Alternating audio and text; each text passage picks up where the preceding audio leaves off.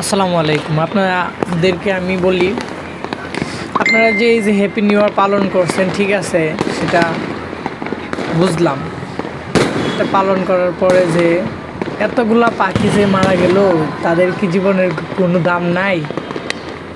এতগুলা পাখি মারার জন্য, মরে যাওয়ার জন্য দায়ী কে? আপনি, আমি, আমরাই তো, নাকি? শেষ পর্যন্ত আমার ভিডিওটি দেখে যাবেন। এতগুলা পাখি যে মারা গেল, সেটার দায়ভার কে নিবে? কিয়ামতের দিন কি আমাদেরকে সেই হিসাব দিতে হবে না? অবশ্যই দিতে হবে। এদেরকে দেখে কি মনে হয়? তবুও কি আমাদের শিক্ষা হবে না?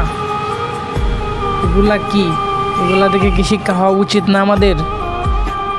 আসলেই আমাদের জীবনের দাম আছে, মূল্য আছে, কিন্তু এই নির্বলা প্রাণীগুলার কোনো দাম নাই আমাদের কাছে, তাই না?